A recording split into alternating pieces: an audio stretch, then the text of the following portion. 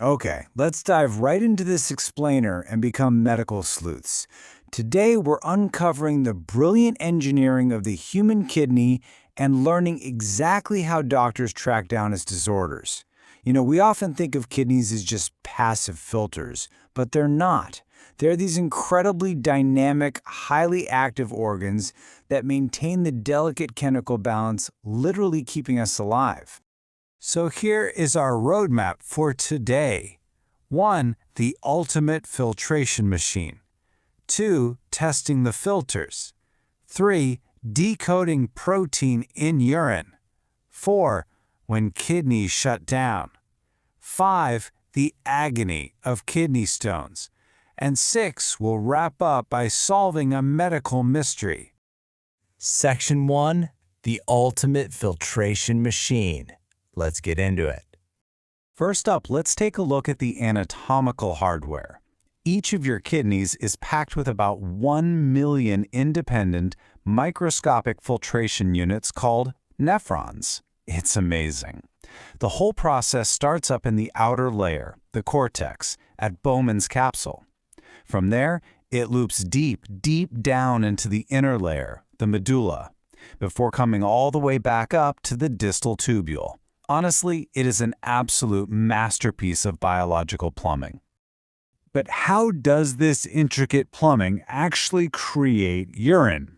Well, it follows a very strict 4-step procedure. First, you have filtration of the plasma at the glomerulus. Next, the tubules selectively reabsorb all the good, useful materials right back into the blood. Third, the capillaries actively secrete toxins back into the tubule. And finally, whatever liquid is left over, that gets excreted as urine.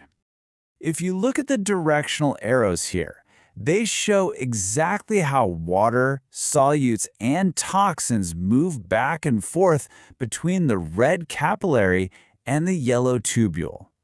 Because of these specific transport mechanisms, the fluid that finally leaves the system as urine has a completely different chemical makeup from the initial filtrate it started out as.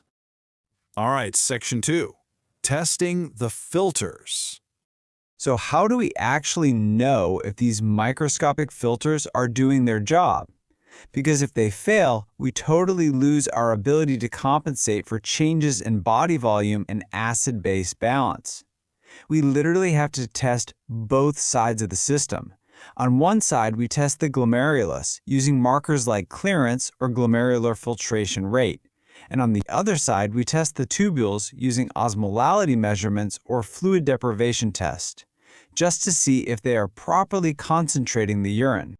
The absolute gold standard for checking that glomerular function is something called clearance.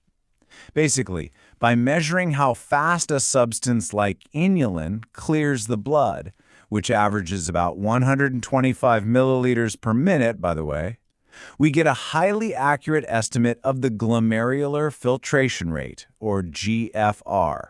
Now, we also routinely use creatinine clearance, though actually, a quick caveat, that requires a perfectly timed urine collection from the patient for it to be completely accurate. Moving right along to Section 3, Decoding Protein in Urine. Normally, filtrate is completely free from proteins.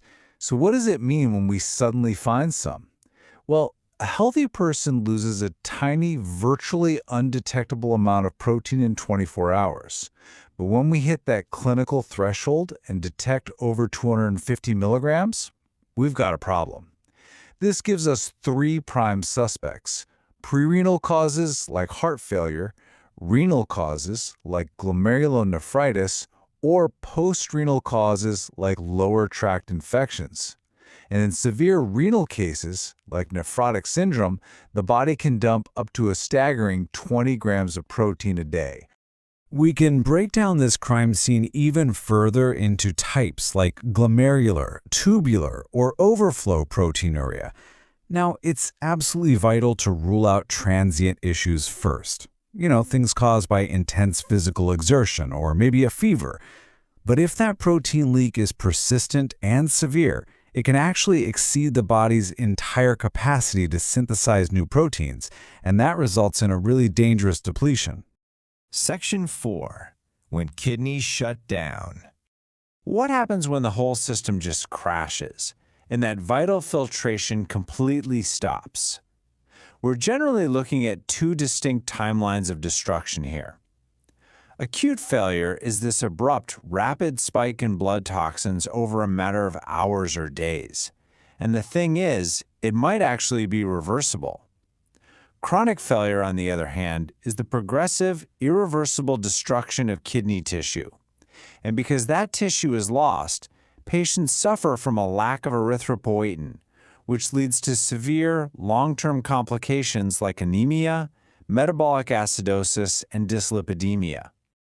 Now, if a patient is dealing with acute renal failure, their path to recovery usually follows a pretty strict three-phase timeline.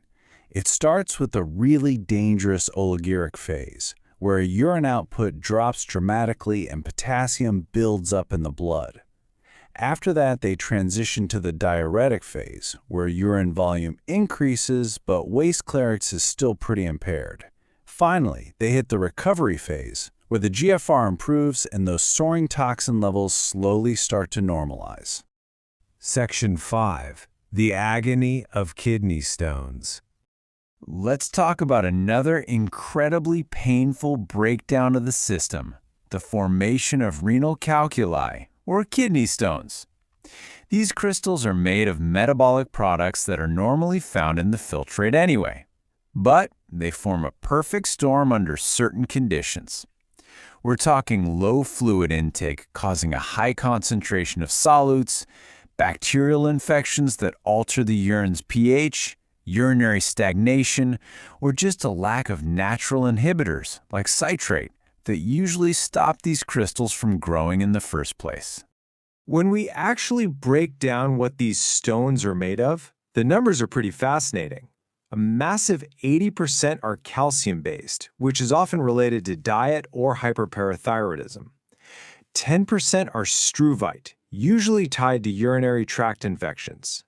Urate stones make up about 8%, and those rare 2% cysteine stones, they actually point us straight toward an inborn error of metabolism called cystinuria. Section 6. Solving a medical mystery. Okay, you've got the anatomy down. You know the diagnostic tests, and you understand the disorders. Now it's time to put on your medical detective hat. Here's the scenario. We have a 17-year-old male who arrives at the hospital after a horrific road traffic accident. He has massive trauma, including fractured femurs and a completely ruptured spleen. The surgical team rushes him in, and he requires a massive 16-unit blood transfusion just to stabilize. 2 days post-surgery, his lab results come back and, well, they're highly abnormal. He has hyperkalemia with his potassium soaring at 6.1.